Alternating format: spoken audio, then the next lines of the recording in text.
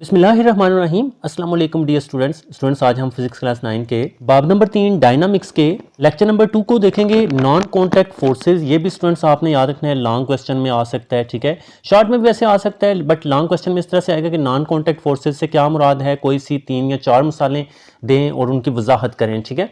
तो जिस तरह से कल हमने कॉन्टैक्ट फोर्सेस किए थे, आज नॉन कॉन्टैक्ट फोर्सेस को हमने समझना है।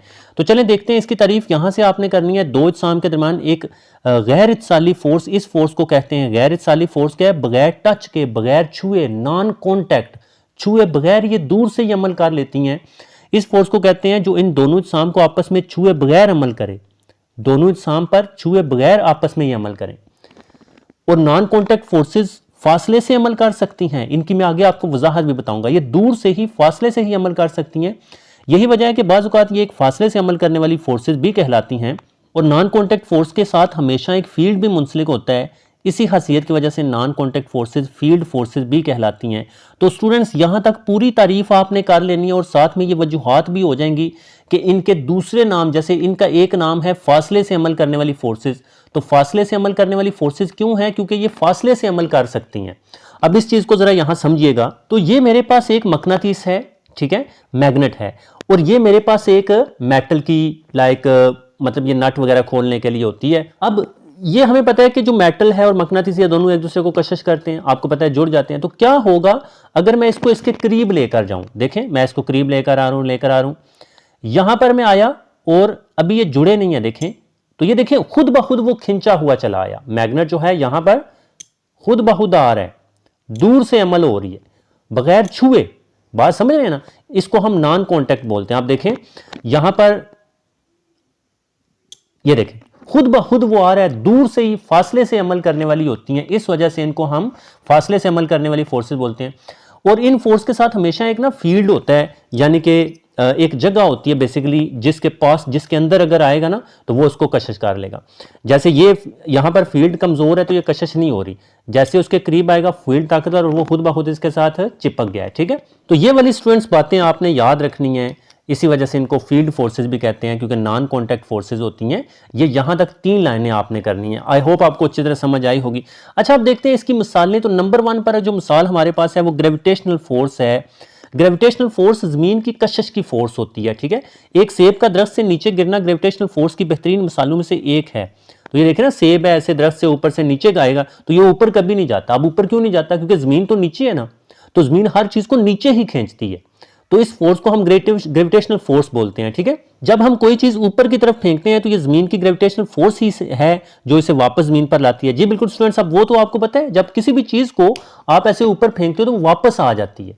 अब वो वापस जमीन पर क्यों आती है? वो जमीन की ग्रेविटेशनल फोर्स की वजह से वापस आती है। दरअसल ग्रेविटेशनल फोर्स एक बाहम कशिश की फोर्स है जो मास रखने वाली तमाम अशिया के मबैन पाई जाती है। अब देखें, ये बात समझें, ग्रेविटेशनल फोर्स क्या है। ग्रेविटेशनल फोर्स असल में, ये इसकी तारीफ भी हो जाएगी, ग्रेविटेशनल फोर्स एक बाहम कशिश की फोर्स है। ग्रेविटेशनल फोर्स में हमेशा दो इज्साम आपस में कशिश करते हैं, कभी दफा नहीं करते, एक दूसरे को परे नहीं धकेलते, एक दूसरे को अपनी तरफ खींचते हैं। जमीन हमारी बहुत बड़ी है, तो जमीन हमारी हर जिस्म को अपनी तरफ खींचती है, तो कशिश ही करती है ना। हाँ, और ये बेसिकली मास रखने वाली तमाम अशिया के मबैन पाई जाती है। जैसे फॉर एग्जांपल स्टूडेंट्स देखें, ये हमारे पास एक पेंसिल है, पॉइंटर है, ये हमारे पास एक मेटल का रॉड वगैरह है। ये दोनों मास रख रहे हैं, ये दोनों एक दूसरे को आपस में कशिश कर रहे हैं। ये ग्रेविटी इनके दरमियान भी है, लेकिन ये क्यों एक दूसरे के साथ ऐसे नहीं जाते? क्यों?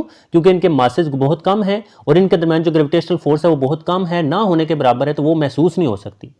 लेकिन स्टूडेंट्स अब यहां पर देखें, हमारे पास पॉइंटर है ना, ये जमीन नीचे कितनी बड़ी है, जमीन बहुत बड़ी है, तो जमीन इसको ज्यादा ताकत से अपनी तरफ खींचती है, तो इस वजह से ये नीचे गिर जाती है। तो जमीन हर जिस्म को, क्योंकि जमीन बड़ी है तो कोई मास जितना ज्यादा होगा उसमें ग्रेविटेशनल फोर्स उतनी ही ज्यादा होगी। और ये देखिए ना, सेब ऊपर है, जमीन के साथ टच नहीं है, जैसे वहां से टूटेगा फिर भी जमीन उसको अपनी तरफ खींच लेगी। तो ये गैर इत्साली फोर्स है, यानी कि बगैर टच, बगैर छुए, दूर से ही अमल कर लेती है। आप बात को समझो, ठीक है। अगर मैं इसको यहां से छोड़ूंगा तो क्या होगा? ये जमीन के साथ अभी टच नहीं है, अगर मैं इसको छोड़ूंगा तो फिर भी जमीन इसको अपनी तरफ खींच रही है। हाँ, तो ये बात समझे, ये नॉन कॉन्टैक्ट फोर्स है ग्रेविटेशनल फोर्स, जो जमीन की कशिश है, ग्रेविटेशनल फोर्स। ये एक लंबे फासले तक, अगले पेज पर चलते हैं, अमल करने वाली फोर्स है जिसे न्यूटन के ग्रेविटेशन के कानून के नाम से बयान किया जाता है। और जो ये है F बराबर G m1 m2 divided by r square, जिसमें m1 और m2 दो अजसाम के मास हैं जो कि एक दूसरे से r फासले पर हैं, और G ग्रेविटेशन कांस्टेंट है, और ग्रेविटेशन कांस्टेंट की कीमत 6.67 ज़रब 10 की ताकत -11 न्यूटन मीटर स्क्वायर पर किलोग्राम स्क्वायर है। अच्छा ये ना स्टूडेंट्स यहाँ तक पूरी तारीफ इसकी याद कर लें, ये ग्रेविटेशनल फोर्स की तारीफ है, उसमें न्यूटन का कानून भी हो जाएगा। न्यूटन का कानून का ये फार्मूला स्टूडेंट्स आपने याद रखना है, F बराबर G m1 m2 divided by r square. इसमें m1 और m2 दो अजसाम के मासेज हैं, और r जो है वो उन दोनों के दरमियान फासला है, और G ग्रेविटेशनल कांस्टेंट है। कांस्टेंट वो चीज़ होती है जिसकी कीमत हमेशा मुस्तकिल रहे, एक जैसी रहे। तो इस G की कीमत जो है हमेशा 6.67 ज़रब 10 की ताकत -11 ही है, ना ये इससे कम होगी ना ज़्यादा होगी, तो ये भी आपने याद कर लेना। अच्छा, अब फर्दर स्टूडेंट्स देखें, सूरज की ग्रेविटेशनल फोर्स ही ज़मीन और हमारे निज़ाम शमसी के दीगर सियारों को अपने अपने मुकर्रर मिदार में रखती है। अब देखिए सूरज की ग्रेविटेशनल फोर्स है, आपको पता है स्टूडेंट्स क्या है? ये बात है कि जो हमारी ज़मीन है ना, जैसे ये सूरज है और ये हमारे, तो हमारी ज़मीन सूरज के गिर्द ऐसे मुसलसल चक्कर लगा रही है, बाकी सारे सूरज के गिर्द चक्कर लगा रहे हैं। असल में सूरज हमारे निज़ाम शमसी का सबसे बड़ा जिस्म है, और सूरज जो है उसकी ग्रेविटेशनल फोर्स बहुत ज़्यादा है। आपको पता है जो ज़मीन का जो ग्रेविटी की वैल्यू होती है, जो ग्रेविटेशनल एक्सलेरेशन की कीमत होती है वो 10 मीटर पर सेकंड स्क्वायर है, लेकिन जो सूरज की है वो 274 मीटर पर सेकंड स्क्वायर होती है। तो सूरज बहुत बड़ा है, ज़मीन की 10 है और सूरज की 274 मीटर पर सेकंड स्क्वायर है। तो सूरज बाकी तमाम सियारों को, ज़मीन को भी अपने अपने मिदारों में अपने गिर्द घुमाता है। तो आपको पता है सूरज के गिर्द सारे सियारे घूमते हैं, वो सूरज की ग्रेविटेशनल फोर्स की वजह से बाकी सारे सियारे सूरज के गिर्द घूम रहे हैं। ठीक है, इस तरह जमीन की ग्रेविटेशनल फोर्स चांद को अपने मिदार में रखती है। जी बिल्कुल स्टूडेंट्स, चांद जो है ये हमारी जमीन के गिर्द घूमता है, तो हमारी जो जमीन की ग्रेविटेशनल फोर्स है वो चांद को जमीन के गिर्द घुमाती है। ठीक है, हत्ता कि जमीन पर पड़ी हुई कोई भी शय जमीनी कशिश के बायस नीचे की तरफ फोर्स लगाती है, जो इसका वजन कहलाता है। अच्छा, वजन के आगे हम तारीफ कर लेंगे। चलें स्टूडेंट्स, जमीन की इस कशिश को ग्रेविटी भी कहते हैं, तो इसको हम ग्रेविटी भी बोलते हैं। सो ग्रेविटेशनल फोर्स है या ग्रेविटी है, तो बात एक ही है, ये भी आपने याद रखना है। यहाँ पर चलें, वजन की तारीफ भी यहाँ से कर लें, आगे भी हमने करनी है। तो जमीन जिस ताकत से किसी भी जिस्म को नीचे की तरफ खींचती है वो उस जिस्म का वजन होता है। जैसे इसको किस ताकत से जमीन नीचे खींच रही है वो इसका वजन है। इसी तरह से कोई दूसरा मटेरियल है, उसको किस ताकत से, किस कशिश से या किस फोर्स से नीचे की तरफ खींच, वो उसका वजन होगा। तो ओके स्टूडेंट्स, ये चीज समझ आई, जो जमीन की कशिश है, ग्रेविटेशनल फोर्स है, ठीक है, वो भी एक नॉन कॉन्टैक्ट फोर्स है, और ये हमने यहाँ पर पढ़ा, और वो तारीफ और ये बाकी बातें आपने याद रखनी है। ठीक है, अच्छा आगे स्टूडेंट्स देखिए, नेक्स्ट हमारे पास है इलेक्ट्रोस्टैटिक फोर्स। अब इलेक्ट्रोस्टैटिक फोर्स भी एक गैर इत्साली फोर्स है या फिर नॉन कॉन्टैक्ट फोर्स है, ये भी दूर से ही अमल कर लेती है। तो चले देखते हैं।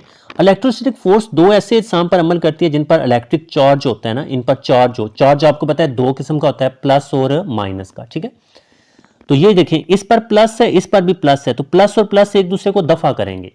एक जैसे चार्जेस एक दूसरे को दूर धकेलते हैं, तो देखिए ये गुब्बारा उसको परे धकेल रहा है, मुखालिफ सिमत में फोर्स है। ठीक है, मुखालिफ चार्ज एक दूसरे को अपनी तरफ खींचते हैं, तो जो मुखालिफ चार्ज है ना, यानी कि अगर एक प्लस होगा और एक माइनस होगा तो वो एक दूसरे को अपनी तरफ खींचेंगे। लाइक अगर मैं यहाँ आपको गुब्बारा बनाकर दिखाऊं, लेट सपोज कि ये हमारे पास एक गुब्बारा है, इस पर लेट सपोज प्लस चार्ज है, और ये हमारे पास दूसरा गुब्बारा है इधर, इस पर स्टूडेंट्स क्या है, इस पर माइनस चार्ज है। तो ये दोनों एक दूसरे को ऐसे अपनी तरफ खींच रहे हैं। इस तरफ कशिश की फोर्स है, इसको कशिश की फोर्स बोलते हैं, और उसको दफा की फोर्स, जो एक दूसरे को परे दूर धकेल रहे हैं उसको दफा कहते हैं, और जो एक दूसरे को अपनी तरफ खींच रहे हैं वो कशिश है।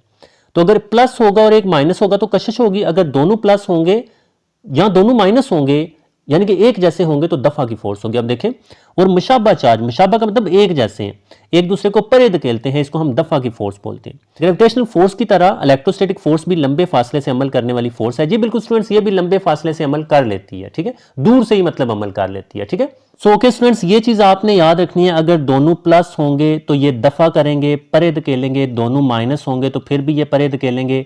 ये हमारे पास क्या है, मुशाबा चार्जेस हैं। मुशाबा का मतलब है एक जैसे, दोनों प्लस हैं तो धकेल रहे हैं एक दूसरे को परे धकेलते हैं, दोनों माइनस है तो फिर भी परे धकेलेंगे।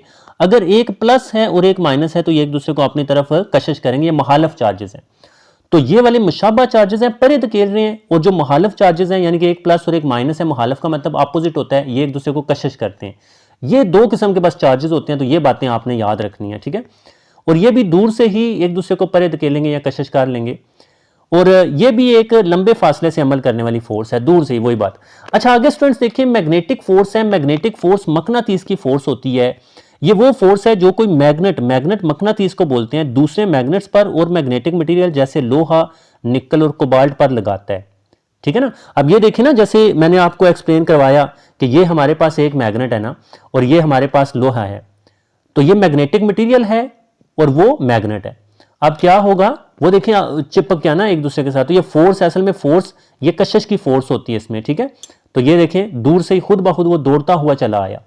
तो ये बेसिकली आपको पता है मकनातीस से आप खेलते होंगे। ठीक है, तो ये बेसिकली मैग्नेटिक फोर्स है। आपने बगैर छुए भी लोहे की पिन्नों को किसी मैग्नेट की मौजूदगी में इसकी तरफ खींचे देखा होगा, जैसे अभी मैंने आपको बताया।